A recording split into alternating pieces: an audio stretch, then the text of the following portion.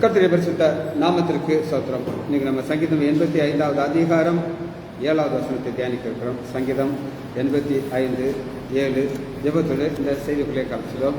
தோத்தீர தோத்தீரமே தோத்தீர தோத்தீரமே இயேசு சுவாமிக்கு தோத்தீரமே தோஷியனை ரட்சித்த பாரிசுத்தர்க்கு தோத்திரமே தோஷியனை ரட்சித்த பாரிசுத்தர்க்கு தோத்திரமே கோடா கோடி தூதர்கள் சபை கூடி நடனமாடி கோடா கோடி தூதர்கள் சபை கூடி நடனமாடி பாடி அம்மை துதிக்க ஆடியானும் அம்மை துதிப்பேன் பாடி அம்மை துதிக்க ஆடியானும் அம்மை துதிப்பேன் கண்ணீர் கீதம் பாடி எங்கள் மன்னவன் இயேசுவையே கண்ணீர் கீதம் பாடி எங்கள் மன்னவன் இயேசுவையே புன்னி அம்மை துதிக்க ஆடியானம் அம்மை துதிப்பேன் உம்மி உம்மை துதிக்க ஆடியானம் அம்மை துதிப்பேன் முபார்கள் சுற்றி நின்று எங்கள் மன்னவன் இயேசுவையே முபார்கள் சுற்றி நின்று எங்கள் மன்னவன் இயேசுவையே ஆர்ப்பரித்து துதிக்க ஆடியானம் அம்மை துதிப்பேன் ஆர்ப்பரித்து துதிக்க ஆடியானம் அம்மை துதிப்பேன் பரிசுத்தவான்கள் சங்கம் எங்கள் பார்த்திபன் இயேசுவையே பரிசுத்தவான்கள் சங்கம் எங்கள் பார்த்திபன் இயேசுவையே பாடி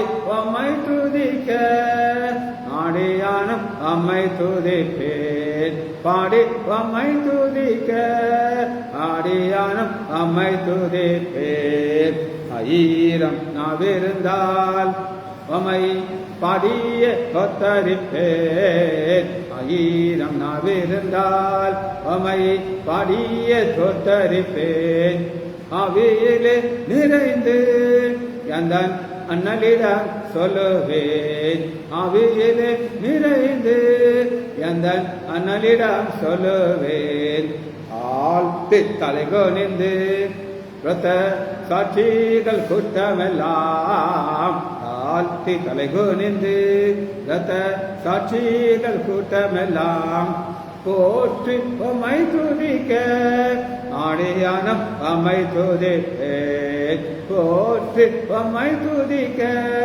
ஆடியானம் அம்மை துதிப்பேன் கெரூபின் செராபின்கள் வட செட்டையினால் மோடி கெரூபின் செராபின்கள் வட செட்டையினால் மோடி நேராய் அம்மை துதிக்க நீசன் நானும் அம்மை துதிப்பேன் நேராய் அம்மை துதிக்க நீசன் நானும் அம்மை துதிப்பேன் வனாதி ஜோதி எல்லாம் தேவ மைந்தனே போற்றி வனாதி ஜோதி எல்லாம் தேவ மைந்தனே போற்றி ஞானத்திலே துதிக்க ஆடியானம் அம்மை துதிப்பேன். இயேசுவின் நாமத்தினாலே ஜெபங்களுக்கு தாவே ஆமென். கர்த்தருடைய பரிசுத்த நாமத்திற்கு ஸ்தோத்திரம். Balasundari praise the Lord, Leela praise the Lord, Kumaresan brother praise the Lord. சரி, இன்னைக்கு நம்ம வாசிப்போம் சங்கீதம் 85வது அதிகாரம் 7வது வசனம். கர்த்தாவே உமது கிருபையை இது ஒரு ஜெபம். உமது கிருபையை காண்பித்து அப்படின்னா என்ன அர்த்தம்? அது மூடப்பட்டிருக்கு, மறைக்கப்பட்டிருக்கு. ஆனா ஒரு விசுவாசம் இருக்குது. அந்த விசுவாசம் என்ன சொல்லுது? இதை எனக்கு காட்டுவாங்க. கிருபை என்னதுமா? தகுதி இல்லாதவர்களுக்கு தேவன் கொடுக்குற பிச்சை, அதான் கிருபை. ஆண்டவர்கிட்ட என்ன கேட்குறாங்க? பிச்சை போடுங்க ஆண்டவரே, எங்களுக்கு கிருபைங்கிற பிச்சை போடுங்கன்னு சொல்லி கேட்குறாங்க. அப்புறம் உமது ரட்சிப்பை எங்களுக்கு அழகு. இந்த ரட்சிப்புங்கிறது ஒவ்வொரு காலத்திலையும் அது மாறும். பழைய ஏற்பாட்டு காலத்தில் தாவீது வாழ்ந்த நேரத்தில் ரட்சிப்புங்கிறது என்ன தெரியுமா? விடுதலை. ஒரு யுத்தம் வருது, தாவீது ஜெபம் பண்ணுவார், ஆண்டவரே எங்களுக்கு என்ன காட்டுங்க? ரட்சிப்பு காட்டுங்க. அது ஒரு ரட்சிப்பு. புதிய ஏற்பாட்டுக்குள்ள வரும்போது அது என்னது? பாவத்திலிருந்து விடுதலை கொடுத்து ரட்சிப்பு. நம்முடைய ஆண்டவராக இயேசு கிறிஸ்து பேர் இருந்தது, அவர் இயேசு என்ற பெயர் இடுவார், அவர் தமது ஜனங்களின் பாவங்களை நீக்கி ரட்சிக்கிறார். புரியுதா? இப்போ இவங்களுக்கு இந்த கோராகு புத்தருக்கு ஒரு ரட்சிப்பு தேவை. இன்னைக்கு ஒரு ஆழமான செய்தி. இந்த செய்தியை சொன்னது யார் அப்படின்னு நான் சொல்லுவேன். இது என்னுடைய செய்தி கிடையாது. பிபிஎஸ் டைரக்டர் மரியா பார்த்துக்கலாம், அவருடைய செய்தி அவர் சொன்னது. அவர் பேர் பிரதர் சார்ல்ஸ் ராஜா எழுதியிருக்கோம். அவர் சொன்ன செய்தியை அப்படி நான் உங்களுக்கு சொல்கிறேன். இப்போ இந்த செய்தியை எங்கே இருக்குது அப்படின்னு கேட்டிங்கன்னா, 1 சாமுவேல் 1வது அதிகாரம் 1வது வசனத்திலிருந்து நம்ம பார்க்க போகிறோம். 1 சாமுவேல் 1:1.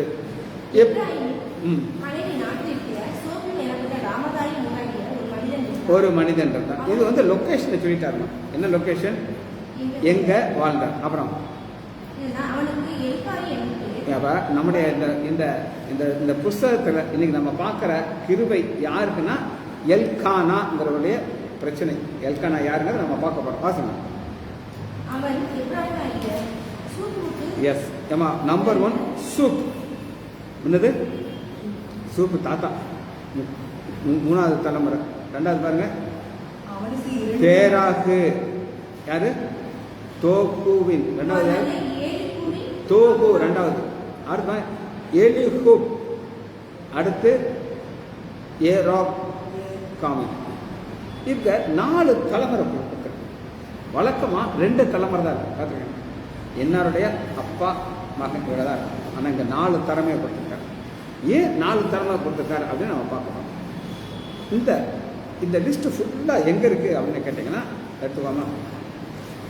1 நாளாகமம்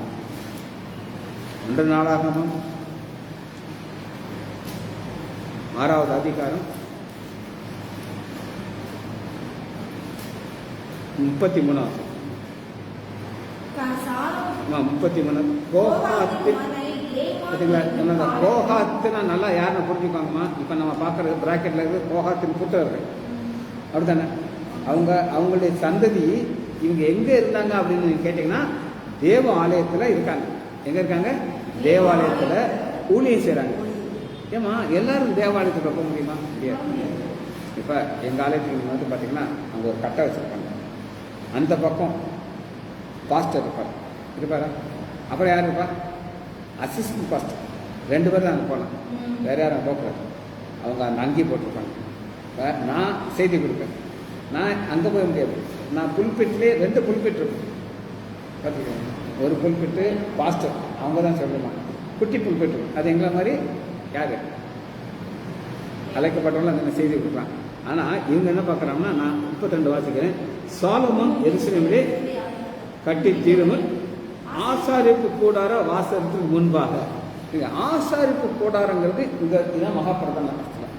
இதுதான் ஒரு பிரகாரம். இங்கே யார் இருக்கலாம்னா ஆசாரியர் மட்டும் இருக்கலாம். இந்த இடத்த பார்க்கலாம். இது என்னது? மகாபிரதான.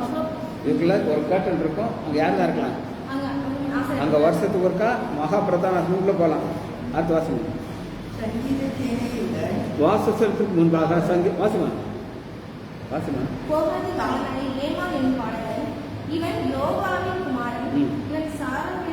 சாமுவேலின் குமாரன். சாமுவேல் யாரு? இப்ப நம்ம பார்க்குற சாமுவேல் சரியா? அடுத்து பாருங்க, இவன் எல்கானாவின் குமாரன். எல்கானா யாருமா? இப்போ நம்ம பார்க்குற சாமுவேல பார்க்குறோம், அது எல்கானா தானே? இதுதான் இப்போ நான் உங்களுக்கு என்ன சொல்ல விரும்புகிறேன்னு கேட்டிங்கன்னா, ஒரு காலத்தில் தேவாலயத்தில் தேவனுக்கு முன்பாக ஊழியம் செஞ்சவங்க ஊழியம் செய்ய முடியாது. புரியுதா? அடுத்த வாசமா. எல்கானாவின் குமாரன் எகுராமின் குமாரன். இந்த எகுராம்ங்கிறத கொஞ்சம் சேஞ்ச் இருக்கு. ஆனால் அடுத்த வாசமா 35. இவன் சூப்பின் குமாரன். ஏமா சூப் இருக்கா? எங்க இருக்கு? 1 சாமுவேல் இருக்கா? அப்ப இந்த லிஸ்ட் ஃபுல்லா யாரு? இங்க இப்ப எத்தனை தலைமுறை முடிஞ்சிச்சு அப்படின்னு கேட்டீங்கன்னா, வருஷங்கள் ஓடிடுச்சு. இவங்களுக்கு என்ன நடந்துச்சு அப்படின்னு நான் காட்டுறேன். என்னாகும் 16வது அதிகாரம் 1 என்னாகும் 16:1. லேவிக்கு பிறந்த கோகாத்தின் குமாரனாகிய கோராகு. அந்த கோராகு தான் என்ன செய்தான் அப்படின்னு கேட்டீங்கன்னா, மோசைக்கு விரோதமாக போயிட்டார். விரோதமாக என்ன செய்யறான்னா, ஒரு குரூப்பை சேர்க்கிறோம். இந்த குரூப் யாரு தெரியுமா? வெட்டி பசங்க.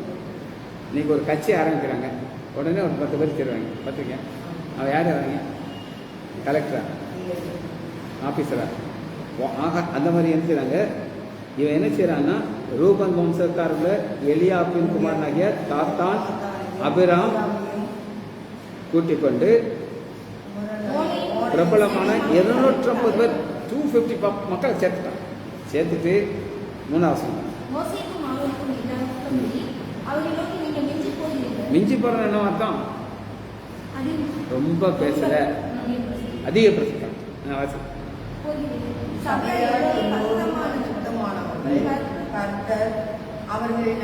இருக்காரு.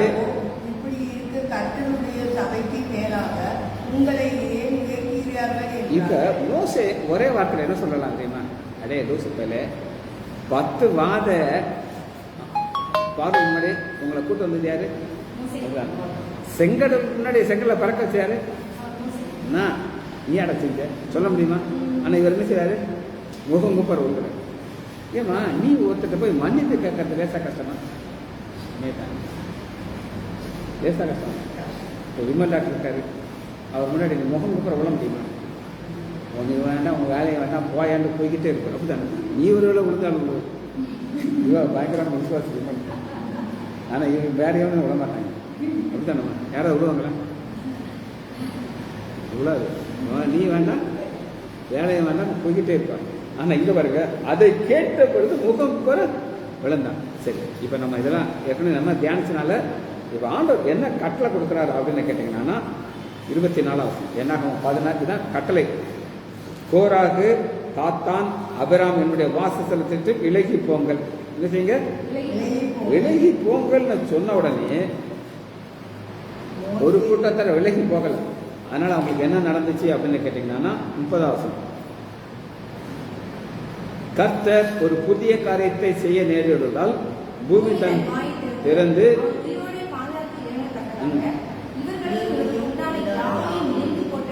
ஆனால் இவர் என்ன சொல்லுகிறார் அப்படின்னு கேட்டீங்கன்னா, அவங்களுக்கு ரெகுலரா டெத் வந்தானே. இப்போ ஹார்ட் அட்டாக் வருது, அப்படி டெத் வந்தா கிடையாது. ஆனா இப்போ பூமி விலகி போட்டாச்சுன்னா என்ன நடக்கும் அப்படின்னு கேட்டீங்கன்னா, 32 சொன்ன உடனே நடக்கும். 32 வருஷமா திறந்து அவர்கள் வீடுகளையும் போராடக்கூடிய எல்லா மனிதரையும் அவர்களுக்கு உண்டான சகல பொருட்களையும் விழுங்கி போட்டுச்சா? யாரை விழுங்கல அப்படின்னு கேட்டீங்கன்னா, 26வது அதிகாரம் 11 என்ன ஆகணும்? 26 11 வாசமா 26 11 என்ன ஆகும்? கோராகு ஏன் கோரமன் சாகல? அப்பா பின்னாடி போற புரியுது அவங்களுக்கு? நம்மனா நம்ம அப்பா பின்னாடி போவோம், ஆனா அவன் சாகல. அதனால என்ன நடந்துச்சு அப்படின்னு கேட்டீங்கன்னா, இவங்க உயிர் தப்பிச்சுக்கிட்டாங்க, ஆனா அவங்களுக்கு சாபம் வந்துருச்சு. உயிர் தப்பிச்சிட்டாங்க, என்ன வந்துருச்சு? அந்த சாபம் வந்ததுனால அவங்களால எங்க போக முடியல, தேவாலயத்துக்கு வேலை செய்ய முடியல. சரியா? இதனால என்ன நடந்துச்சுன்னா, இப்ப அண்ணாள் இருக்கா, என்ன இருக்கா? இப்ப நம்ம இப்போ பேக்ரவுண்ட் பார்த்தாச்சா? இப்போ சாபம் வந்துச்சு. 1 சாமுவேல் 1வது அதிகாரம். இவர் எதுக்காக தேவாலயத்தில் போவார்னு கேட்டீங்கன்னா, 1 சாமுவேல் 1வது அதிகாரம் 3வது வசனம். அந்த மனுஷன் சீலாவிலே சேனையுடைய கர்த்தரை பணிந்து கொள்ளவும் தனக்கு பலியிடவும் வருஷத்தோம். பலி செலுத்துறதுங்கிறது எல்லாராலும் செய்யக்கூடிய ஒரு காரியம். அவங்க என்ன செய்வாங்க? ஒரு ஆடு மாடை கொண்டு வாங்க, கொண்டு நினைச்சுவாங்க, பலி செலுத்த போவாங்க. புரியுது அவங்களுக்கு? ஆனா இப்ப அண்ணாளுக்கு பிள்ளை, அதனால 11வது வசனம் பாருங்க. சேனைகளின் கர்த்தாவே, போதும், சேனைகளின் கர்த்தாவே. இவ ஜெபம் பண்ணும்போது எப்படி ஜெபம் பண்றா சொல்லுங்க? சேனையின் கர்த்தா என்னன்றதை நான் உங்களுக்கு சொல்றேன். அது ஒரு எக்ஸ்பிளனேஷன். ஆதியாகமம் 1வது அதிகாரத்தில் எடுத்து பார்த்தீங்கன்னா, ஆண்டவர் என்ன செய்யறாரு அப்படின்னு கேட்டீங்கன்னா, ஆதியிலே தேவன் வானத்தையும் பூமியும். ஃபர்ஸ்ட் வசனத்துல 2 போர்ஷனை காட்டுறார். ஒன்று வானம், ரெண்டாவது பூமி. இந்த வானத்துல முதல் வசனத்திலிருந்து 19 வசனம் வரை வானத்துல எல்லாத்தையும் உண்டு பண்ணிருக்கான். சூரியன், சந்திரன், நட்சத்திரம் எல்லாத்தையும் உண்டு பண்றார். பண்ணிட்டாரா 19 வசனம். ஆனா 20 வசனம் என்ன செய்யறாரு? அப்ப சேனைகளின் கர்த்தானா, சேனைங்கிறது சேனை நான் உங்களுக்கு காட்டுறேன்.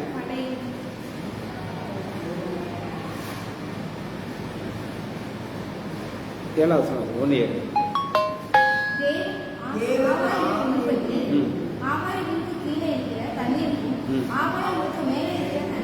அப்ப வானத்தில் இருக்கிற எல்லாத்தையும் உண்டு பண்ணி மேல உள்ளதெல்லாம் உண்டு பண்ணுகிறார். இதெல்லாம் பழுகி பெருகுமா பெருகாதா?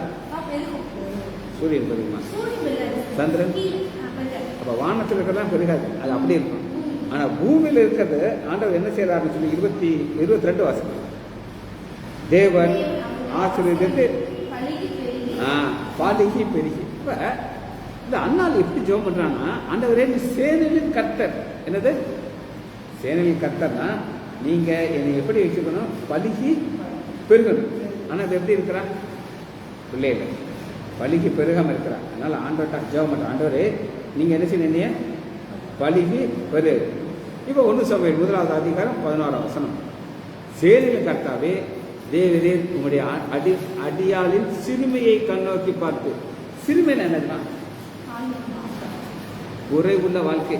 இந்த மாதிரியால் கல்யாணம் கட்டிட்டு உடனே பிள்ளை கொடுத்தாங்க. ஆனா பெண் பிள்ளை பார்த்தோம்னா ரொம்ப சோகமாயிட்டான். என்ன ஆயிட்டா? நாங்கம்மா 3 பேர் இருந்தோம். இந்த இவர் சார்ல்ஸ் ராஜா, அவருக்கு ஒரு பொம்பளை பிள்ளை. அது 7 வருஷம் கழிச்சு கிடைச்ச எனக்கு பொம்பளை பிள்ளை, இவளுக்கு. இப்போ நாங்கள் 3 பேருக்கு எங்களுக்கு ஒரே. நீ சொல்ல முடியாது, நான் பய இருக்கேன், நீ சொல்ல முடியாது, புரியாதுல்ல? ஆனால் நாங்கள் 3 பேருக்கு என்ன இருக்கு? சொல்ல மாட்டேங்க. அப்போ இவன் எப்படி கேட்குறேன்? எனக்கு ஆண் பிள்ளை இருக்குன்னு இருக்கிறேன். ஏமா இந்த சொல்லுவாங்க English, the beggars cannot be choosers கேள்விப்பட்டிருக்கா? தமிழ் ஒரு பூச்சி புழுவாது கொடுங்க. ஆனால் இவன் எப்படி கேட்குறான்? ஏன் ஆண் பிள்ளை கேட்குறேன்? ஏன்னா இவ சாபத்தை நீக்கணும். இவங்க கணவன் எங்க போக முடியல? தேவாலயத்துக்கு. ஆனா நீங்க எனக்கு ஒரு ஆண் பிள்ளையை கொடுங்க, நான் என்ன செய்வேன்னா அப்ப இப்ப என்ன செய்ய ஊழியர் ஒரு கத்தி சவரன் கூட என்ன செய்ய அவ சந்தில விண்ணப்பம் பண்ணலாம். இத கேட்டுட்டு என்ன சொல்றாரு அப்படின்னு கேட்டீங்கன்னா 18 வருஷம் 17 அதற்கு ஏறி சமாதானத்துக்கோ இஸ்ரேல் தேவத்துல கேட்ட விருப்பத்துல அவர் வந்து கட்லேட் வராங்க. கட்லேட்டாரா? இப்ப அவருக்கு என்ன குழந்தைங்க? ஒரு ஆண் குழந்தை பிறந்துச்சு. ஆண் குழந்தை பிறந்த உடனே இதை என்ன செய்ய மாட்டேங்கிறா அப்படின்னு கேட்டீங்கன்னா 26 வருஷம் எல்கானா என்பவள் கர்த்தருக்கு வருஷத்தவரால் செலுத்தும் பலியையும் தன் பொருத்தனையும் செலுத்தும்படியாக தன் வீட்டார் அனைவரோடு கூட போனார். அண்ணாலோ போகவில்லை. இருக்கா? ஏன் அண்ணால் போகல? அண்ணாளுக்கு தெரியும், நான் போனா என் பிள்ளையோட தான் போவேன். போனா பிள்ளையை கூட்டிட்டு போவேன், விட்டுட்டு வருவேன், கூட்டிட்டு வருவேன். புரியுது? போனா பிள்ளையோட தான் போவேன். அப்ப இது ஒரு பொருத்தனை. சரியா? பொருத்தனை யார் செய்யறா? அண்ணாள் செய்யறா. எல்கானாக்கு தெரியுமா தெரியாதா? ஆனா எல்கானா நினைச்சு அதை கேன்சல் பண்ணலாம். என்ன செய்யலாம்? இடமா வாசிங்க. என்னாகமம் 30:7. என்னாகமம் 30:7.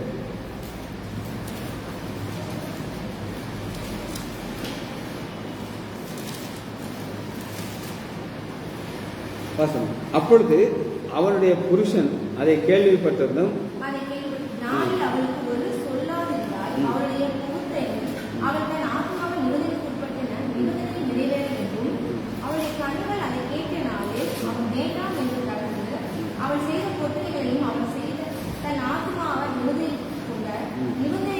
அதாவது மாப்பிள்ளை கேட்டு எஸ்ன்னு சொன்னா ரைட்டு.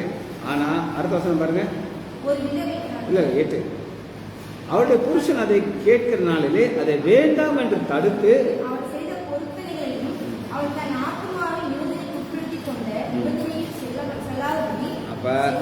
இப்போ எல்கானா என்ன நினச்சான்னா இந்த இது வேண்டாம் நினச்சா கேன்சல் பண்ணியிருக்கலாம்.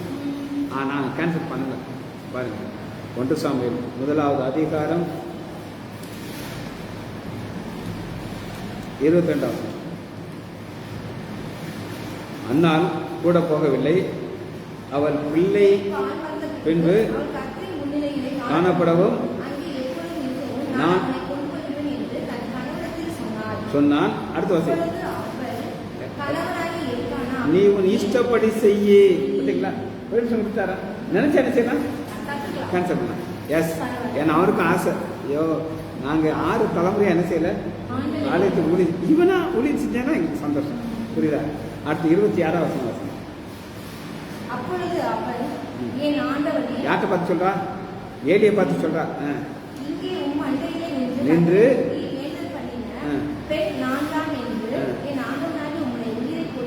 அடுத்து அப்ப இந்த ஜெபம் பண்ணும்போது யாரு கேட்டுட்டு இருக்கா?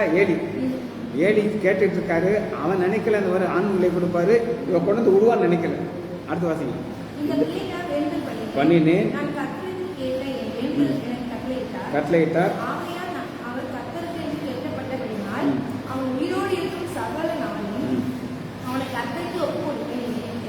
அப்ப கொடுத்தாச்சா? இப்ப ஏலிக்கு என்ன செய்யணும்? பிள்ளையை அக்செப்ட் பண்ணி தான் ஆகணும். அப்படித்தானே? அக்செப்ட் பண்ணி தான் ஆகணும், வேற வழி கிடையாது. இப்ப இவர் எங்க வந்துட்டார் சொல்லுங்க? தேவாலயத்துக்குள்ள வந்துட்டார். தேவாலயத்துக்குள்ள வந்து அடுத்து என்ன நடக்குது அப்படின்னு கேட்டீங்கன்னா, இவருக்கு ஆண்டவர் எப்படி பிள்ளை கொடுக்குறாரு அப்படின்னு கேட்டீங்கன்னா 21 பாருங்க. 21. அப்படியே கர்த்தர் அன்னாளை கடாட்சித்தார். 2:21. 1 சாமுவேல் 2:21. அந்தபடியே கர்த்தர் அன்னாளை கடாட்சித்தார். அவள் கற்பம் தரித்து 3 குமாரர் 2 குமார்த்தைகளை பெற்றாளா? சரி, இப்ப சாமுவேல் கொஞ்சம் வளர்ந்துட்டார். கொஞ்சம் பெரிய பையன், ரொம்ப சின்ன பையன் கிடையாது. இவர் எங்க இருக்காரு அப்படின்னு கேட்டீங்கன்னா 3 அதிகாரம் 1 வசனம் 2 வசனம். 3. ஒரு நாள் தந்தைய ஸ்தானத்திலே படுத்துக் கொண்டிருந்தான். தன் ஸ்தானகத்தை என்ன அப்படின்னு கேட்டீங்கன்னா தேவனுடைய பெட்டி இருக்கிற தேவாலயம். இப்ப நீங்க இந்த இடத்த பார்த்துக்கணும். இதை பார்த்துக்கணும். வெளியில இது பிரகாரம். இங்க யார் மட்டும் இருக்கலாம்? ஆசாமி மட்டும் இருக்கலாம். இங்க குத்து விளக்கு இருக்கும், அங்கிருந்து லைட் இருக்கு. உள்ள போய் ஆனா இங்கதான் பலி செலுத்துறவர். ஆனா வெளியில பிரகாரத்துல தான் சாமுவேல் படுத்திருக்காரு. இப்ப ஆண்டவர் இங்க இருந்து கூப்பிடுறாரு. எங்க இருந்து கூப்பிடுறாரு? மகாபுருஷன் தான் அவர் இருக்காரு. அங்கிருந்து கூப்பிடுறாரு. எப்படி கூப்பிடுறாரு அப்படின்னு கேட்டீங்கன்னா 3 தேவனுடைய பெட்டி இருக்கிற கர்த்தருடைய ஆலயத்தில் தேவனுடைய விளக்கு அணைந்து போன முன்னே சாமுவேல் படுத்துக் கொண்டிருந்தார். அப்பொழுது கர்த்தர் சாமுவேலை கூப்பிட்டார். அப்ப சாமுவேல் எங்க இருக்காரு? வெளியில பிரகாரத்துல படுத்திருக்காரு. நேர எங்க வராது? பரிசுத்தத்துல வர்றாரு. வாசிங்க. அதற்கு அவன் இதோ இருக்கிறேன் என்று ஏறிட்ட வர்றாரு. இப்படி 3 தடவை கூப்பிட்டாச்சு. ஏலி பார்த்தாரு, இது நான் இல்லை, இப்ப யாரு கூப்பிடுறா? ஆண்டவர் கூப்பிட்டாருன்னு சொல்லிட்டு என்ன சொல்லுறாரு அப்படின்னு கேட்டேன்னா பாருங்க 10 வசனம். சாமுவேலே அப்ப சொல்றாரு, கூப்பிட்டா சொல்லும் அடியேன். இது இந்த சத்தம் எங்க இருந்து வருது? மகாபுருஷத்திலிருந்து வருது. அதனால இவர் நேரம் எங்க போயிட்டாரு? உள்ள போயிட்டாரு. உள்ள போலாமா? போகக்கூடாதா? போகக்கூடாது. போட்டா ஆட்டோ பிடிச்சுவாரு, அடிச்சு அங்கேயே காலி பண்ணிடுவார். ஆனா இங்க பாருங்க 15 வசனம் பாருங்க. சாமுவேலோ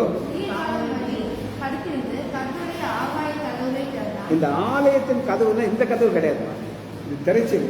இந்த திரைச்சலை திறந்துட்டு வெளியே வரலாம். இப்ப அந்த குட்டி பையனை கூட்டிட்டு அண்ணாள் போறான். இப்ப எல்லாம் நினைச்சுப்பாங்க தெரியுமா, இவ திமிர் பிடிச்சவ, பையன் கொடுத்துருக்காரு, பேசாம வளர்க்க வேண்டியதானே, இவனே சாபத்தில் இருக்கிற பையன் குடும்பம், இவன் தேவாலயத்தில் கொண்டே விடுறா. ஆண்டவர் அடிக்க போறாரு. யார் அடிக்க போறாரு? சின்ன பையன். அட்டை சொல்லலாம் காத்துக்கிட்டு இருக்காங்க. ஆனா இவருக்கு எங்க போயிட்டாரு? உள்ள போயிட்டாரு. உள்ள போய் ஆண்டவர் அவனை எப்படி ஆசீர்வதிக்கிறார் அப்படின்னு கேட்டீங்கன்னா 19 வருஷம். சாமுவேல் வளர்ந்தார். கர்த்தர் அவனோடு கூட இருந்தார். அவர் தம்முடைய எல்லா வார்த்தைகளும் தரையிலே விழுந்து போக விடவில்லை. என்ன அர்த்தம்னா, ஆண்டவர் இவர் சொல்றத அவர் அப்படியே எஸ் சொல்றாரு. எப்படி சொல்றாரு? அப்படியே எஸ். இப்ப ஒரு தீர்க்கத்தை வச்சிருக்காங்க எலிசா. அவர் ஊழியத்துக்கு இப்பதான் வர்றாரு. ஒரு ஊர்ல மக்கள் சொல்றாங்க, ஐயா ஒரு தண்ணி கெட்டுப்போன தண்ணி இருக்கு, எங்களுக்கு அதை சரி பண்ணணும். அப்ப கெட்டுப்போன தண்ணி வந்து உப்பள்ளி போடுங்க. உப்பள்ளி போட்டா தண்ணி நல்லா இருந்தா கெட்டு போகுமா? உப்பாயிரு. ஆனா ஆண்டவர் குடிக்கிறத மாட்டுறாரு. அதான் இல்லம்மா, என் ஊழியக்காரன் சொல்லிட்டு நான் அதை செஞ்சிருவேன். புரியுதா நான் சொல்றது? அவன் சொன்னா நான் செய்வேன்.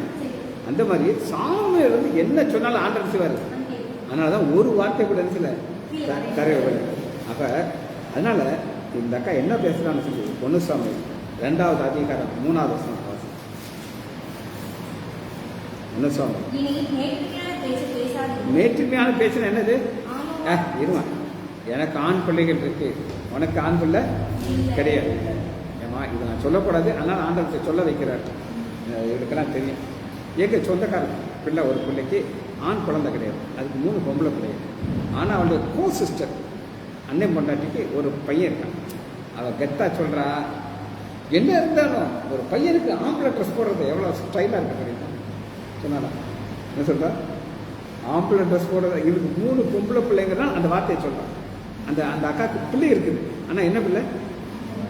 பொம்பளை பிள்ளை. ஆனால் இவன் என்ன சொல்கிறா? புரியுதா? இப்போ உனக்கு பேரன் கொடுத்துருக்காரா? உனக்கு சந்தோஷமா இருக்கா வருத்தமா இருக்கா? பையன்ட்ட கூட எப்படி இருக்காது. புரியுதானே சொல்றது? அப்ப இதுதான் மேட்டின்மையான பேச்சு பேசாதீர்கள். அடுத்து அகந்தையான பேச்சு உங்கள் வாயிலிருந்து இப்ப 4 பலவான்கள் வில் முறிந்து போயிடுச்சு. இந்த பலவான்கள் எல்லாம் என்னது? அந்த எல்கானுடைய மூத்த பண்ற பேர் என்னன்னா பெனினால். 2வது வசனம். இந்த பெனினால் பயங்கரமா குத்துவா. இனி குத்த முடியாது. அப்படித்தானே? எனக்கு என்ன பிள்ளை இருக்கு? ஆண் பிள்ளை இருக்கு, அது ஆசாரியன் இருக்கு. அப்ப என்ன செய்ய முடியாது? பேச முடியாது. ஒரே ஒரு வசனத்தை வாசி நம்ம முடிக்க போறோம். 5வது வசனம் கடைசி பாருங்க. 7 மலடியே இருந்தவர்கள் 7 பெற்றார். என்னது? அநேக பெற்றவர்கள் கொலைச்சினர். இந்த பெண்ணினாளுக்கு எத்தனை பிள்ளைன்னு யாருக்கும் தெரியாது. ஆனா இந்த பிள்ளை எங்க போச்சு என்னாச்சுன்னு யாருக்கும் தெரியாது. அட்ரஸ் எல்லாம் போயிடுச்சு. இப்ப ஆக்சுவலா அவளுக்கு எத்தனை பிள்ளைன்னா 5 பிள்ளை தான் இருந்துச்சு. 21 பாருங்க. 3 குமாரர் 2 குமார்கள் பிளஸ் சாமுவேல். அப்ப எத்தனை கணக்கு வருது? ஆனா எத்தனை சொல்றாரு? 7 என்னன்னா 7 ஊழியத்தை ஆண்டவர் கொடுக்குறாரு. எழுதிக்கோங்க. நம்பர் 1 லேவி. என்னது? லேவின்னு என்னதுமா? அல்ல, ஆசிரியர் ஊழியம் கிடையாதுமா. அங்க போய் கதவை திறக்கிறது, ஹெல்ப் பண்றது, அந்த குத்து விளக்கு எரியும், அந்த அதெல்லாம் திரியெல்லாம் கட் பண்றது, எண்ணெய் ஊத்துறது, அந்த வேலை வந்து லேவி. அது இவர் செஞ்சாரா இல்லையா? 2வது ஆசாரியர் ஊழியம். என்னது? பிரீஸ்ட். 3வது பிரதான ஆசிரியர் ஊழியம். இந்த பிரதான ஆசிரியர் ஊழியம் யார் இதை செஞ்சுட்டு இருந்தா? ஏழு செத்து போயிட்டாரு. அடுத்து அவங்க 7க்கு எத்தனை பிள்ளைங்க? 2. அவங்களையும் செத்து போயிட்டாங்க. இப்ப யார் செய்யணும்? சாமுவேல். அப்ப 3 ஊழியம் ஆயிடுச்சா? 4வது தீர்க்கதரிசி. அப்படிதான் கடைசி ஒரு வார்த்தை கூட கீழே விடலாம். அடுத்து 5வது இவர் ஒரு தீர்க்கதரிசின்னு சொல்லி ஒரு காலேஜ் வச்சிருந்தாரு. அந்த காலேஜுக்கு இவர் ஹெட். இவர் அப்பப்போ அங்கே போவார், அவங்கள டீச் பண்ணுவார். அடுத்து நியாயாதிபதி, ஜட்ஜ். நியாயாதிபதி தான் பிரச்சனை வந்துச்சு. இவர் கரெக்டாக ஜட்ஜ்மெண்ட் கொடுக்குறாரு. ஆனால் இவர் பையங்கள்லாம் அனுப்பிச்சாங்க, காசு வாங்குறாங்க. அப்போ இவர் நியாயாதிபதி. அது 6வது. 7வது ஊழியம் வந்து ராஜாக்களுக்கு அபிஷேகம் பண்ற தீர்க்கதரிசி. ராஜாக்களுக்கு அபிஷேகம். 2 ராஜாக்கள் அபிஷேகம் தான். அது என்னது? 1 சவுல், 3வது 2வது தாவீது. ஜெபிச்சு முடியுமாமா? மகா இரக்கமும் கருவேமுள்ள பிதாவே, நான் துதிக்கிறோம் ஐயா. உம்முடைய வார்த்தைக்காக நன்றி ராஜா. இன்று நாங்கள் தியானித்த வசனம் 85வது சங்கீதம் 7வது வசனம். கர்த்தாவே, உங்களுடைய கிருபையை எங்களுக்கு காண்பித்து உங்களுடைய ரட்சிப்பை ஆண்டவர் கிருபையை காமித்தார், ரட்சிப்பையும் காமித்தார். 2ஐயும் கொடுக்க நீர் வல்லவராக. எங்களுடைய குடும்பத்திலே சாபம் வராதபடி நீர் எங்களை காக்கிறதுக்காக நன்றி. பிள்ளைகள் ஒவ்வொருவரும் என் ஆண்டவராகிய இயேசு கிறிஸ்துவின் நாமத்தினாலே ஆசீர்வதிக்கிறேன். இயேசுவின் நாமத்தினாலே ஜெபங்களின் பிதாவே. ஆமீன், ஆமீன், ஆமீன்.